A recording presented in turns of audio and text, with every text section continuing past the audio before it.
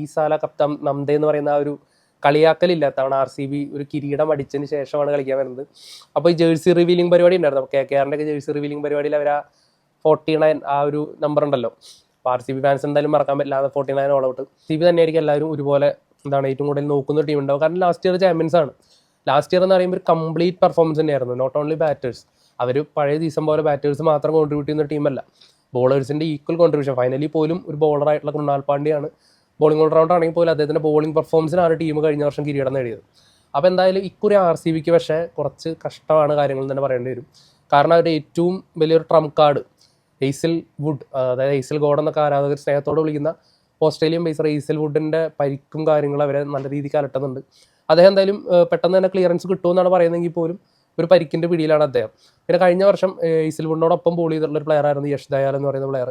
അപ്പോൾ അദ്ദേഹത്തിന് ഒരു പോക്സോ കേസ് വന്നതിൻ്റെ ഭാഗമായിട്ട് അദ്ദേഹം കളിക്കോ ഇല്ലയോ എന്ന് ഉറപ്പായിട്ടില്ല. കളിക്കില്ല എന്ന് തന്നെയാണ് ഒരുപാട് പേര് പറയുന്നത് കേട്ടത്. അപ്പോൾ എന്തായാലും അതിലും വലിയൊരു വ്യക്തത വന്നിട്ടില്ല. അപ്പോൾ എന്തായാലും യഷ് ദയാലിൻ്റെ അവൈലബിലിറ്റിയും നമുക്ക് അത്ര ഉറപ്പില്ല. അപ്പോൾ യഷ് ദയാൽ ഇല്ലാത്ത പക്ഷം ലെഫ്റ്റ് ഹാം പേസറായിട്ടുള്ള മങ്കേഷ് യാദവ് ആയിരിക്കും മിക്കവാറും സ്ക്വാഡിൽ വരാനായിട്ടുള്ള ചാൻസ് കൂടുതൽ. അദ്ദേഹം ഒരു ഓൾറൗണ്ടർ കൂടിയാണ്.